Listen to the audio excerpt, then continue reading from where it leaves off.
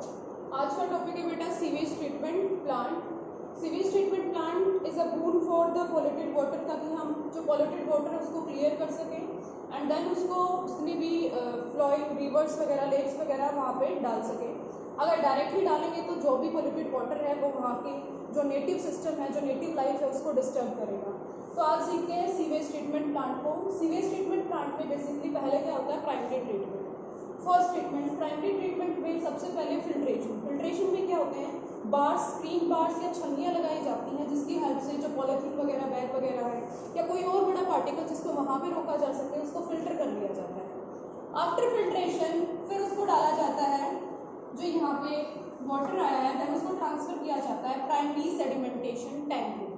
कहाँ पे डालेंगे, primary sedimentation tank. In primary sedimentation tank water को आराम से, जो पॉल्यूटेड वाटर है उसको आराम से कुछ टाइम के लिए छोड़ दिया जाता है ताकि उसके अंदर जितने भी डस्ट पार्टिकल्स, कॉर्स, ग्रेवल्स वगैरह या छोटे छोटे पत्थर वगैरह जो भी हैं वो आके नीचे बैठ जाएं। तो दिस इज द सेडिमेंटेशन। जैसे ही वो नीचे बैठ जाएंगे, उस नीचे बैठे हुए पोर्शन को क्या बोलते हैं, प्राइमरी स्लज। क्या बोलेंगे बेटा, प्राइमरी स्लज।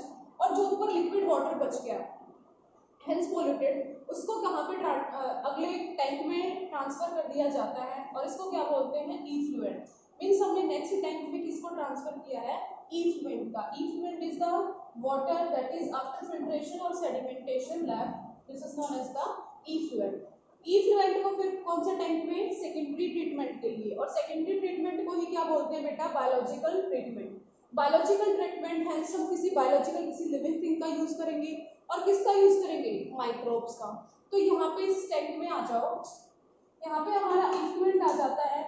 इस इफ्लुएंट में एक्चुअली क्या है बेटा, ऑर्गेनिक वेस्ट, क्योंकि आपसे घर से, सीवर से, फीकस से जो भी वेस्ट आता है that is organic waste. Organic waste है, यहाँ पे क्या है, एरोबिक बैक्टीरिया होते हैं। इस टैंक में क्या प्रेजेंट होते हैं, एरोबिक बैक्टीरिया। एरोबिक बैक्टीरिया क्या करेंगे, रेस्पिरेशन करेंगे। रेस्पिरेशन करने के लिए फूड चाहिए and that food is the organic waste को देन इस एरोबिक बैक्टीरिया यहाँ पे जो फूड पड़ा हुआ है उसका डाइजेशन करते हैं। डाइजेशन करने के लिए ऑक्सीजन चाहिए, तो इसलिए यहाँ पे एयर का सप्लाई किया जाता है इन दिस टैंक। जैसे ही एयर होगी, यहाँ पे खूब सारे एरोबिक बैक्टीरिया ग्रो करते हैं और उन एरोबिक बैक्टीरिया के साथ साथ कुछ हमें hyphae like structure, thread like structure दिखाई देते हैं, उन्हें क्या बोलते हैं, फंगी। और ये जो बैक्टीरिया और फंगी का जो स्ट्रक्चर है इसको क्या बोलते हैं बेटा, फ्लोक। तो कंफ्यूज होने की जरूरत नहीं है, फ्लोक से, floc is the bacterial association and fungal association, जब वो एक साथ पड़े हुए हैं and they help in the digestion of the organic waste. अब एक टर्म आती है BOD, that is biochemical oxygen demand. What is biochemical oxygen demand, अगर आप किसी कंटेनर में 1 लीटर वाटर को लेते हैं, ठीक है, इस 1 लीटर में क्या पड़ा हुआ है, ऑर्गेनिक वेस्ट। यहाँ पे क्या पड़ा हुआ है बेटा, इस 1 लीटर वाटर में क्या है, ऑर्गेनिक वेस्ट। तो इस 1 लीटर में जितना ऑर्गेनिक वेस्ट है उसको डिग्रेड करने के लिए या डाइजेस्ट करने के लिए जितनी ऑक्सीजन चाहिए that is biochemical oxygen demand. मैं फिर से रिपीट कर रही हूँ, 1 लीटर वाटर को डाइजेस्ट करने के लिए, उसका रेस्पिरेशन करने के लिए एरोबिक बैक्टीरिया को जितनी ऑक्सीजन चाहिए that is biochemical oxygen demand. तो मैं इसको ये बोल सकती हूँ कि जितनी ज्यादा बीओडी होगी उतना ज्यादा क्या होगा, polluted water. Hence it is directly proportional to the level of contamination, या पानी कितना पॉल्यूटेड है वो कौन बताएगा, बीओडी। तो इट मींस यहाँ पे जो वाटर, जितना पॉल्यूटेड वाटर होगा कुछ ना कुछ बीओडी होगी। तो ये एरोबिक बैक्टीरिया क्या करना स्टार्ट कर देते हैं, they will reduce the BOD. जितना डाइजेशन करते जाएंगे उतनी बीओडी क्या होती चली जाएगी बेटा, पानी की कम।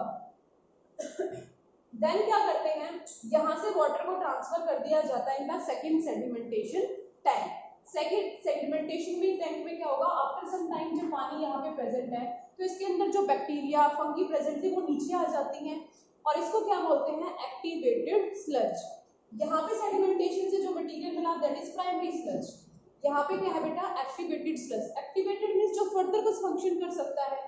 तो इस एक्टिवेटेड स्लज का एक यूज हम क्या कर सकते हैं कि यहाँ से बैक्टीरिया को एज अ इनोक्यूलम की तरह यूज किया जा सकता है इन दिस टैंक।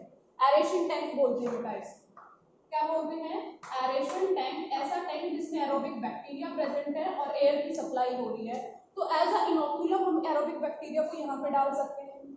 दूसरा क्या होगा, ये जो एरोबिक बैक्टीरिया है इन पे फीड कौन करते हैं, anaerobic bacteria. Anaerobic bacteria digest करेंगे एरोबिक बैक्टीरिया को, और उनके डाइजेशन से गैस रिलीज होती है, that is the methane gas. उसको हम सेकंड पर्पस के लिए यूज कर सकते हैं। और फिर जब डाइजेशन के बाद यहाँ पे ये जो हमें स्लज मिल रहा है आफ्टर एनारोबिक डाइजेशन, इसको हम एज अ मैन्योर की तरह भी यूज कर सकते हैं। और यहाँ से जो पानी है अब वो काफी प्योर हो चुका है, उसको रिवर्स वगैरह में आप फ्लो कर सकते हो। तो this is the sewage treatment plant. इस तरीके से सीवेज ट्रीटमेंट प्लांट में वाटर को ट्रीट किया जाता है। और यहाँ पे मेजर रोल किसका है बेटा? एरोबिक बैक्टीरिया का। तो इसीलिए इस टॉपिक को इस चैप्टर में रखा गया that is microbes in human welfare. अगर ये नहीं होता तो इतने सारे जो treatment plant like Ganga action plan, Yamuna action plan जो गवर्नमेंट ने लॉन्च किए हैं, हम उनको फुलफिल नहीं कर पाते। सो सीवेज ट्रीटमेंट प्लांट में बेसिकली आपको दो ट्रीटमेंट करने हैं, प्राइमरी ट्रीटमेंट और secondary treatment. And secondary treatment is the biological treatment.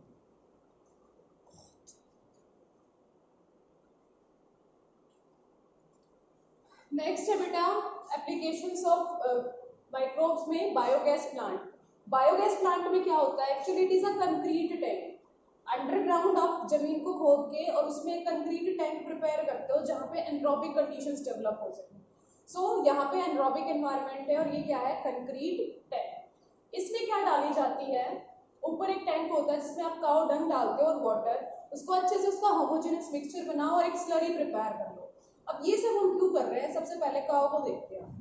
Cow जो गाय होती है, गाय क्या खाती है? प्लांट, ठीक है, हर्बीवोर है वो। हर्बीवोर है तो वो सेल्यूलोज ईट कर रही है। तो सेल्यूलोज का कंप्लीट डाइजेशन नहीं होता है स्टमक के अंदर, काउ के स्टमक के अंदर। तो वहां पे कुछ अनडाइजेस्टेड सेल्यूलोज बच जाता है। अनडाइजेस्टेड सेल्यूलोज को डाइजेस्ट करने के लिए वहां पे कौन से बैक्टीरिया होते हैं बेटा? Anaerobic bacteria.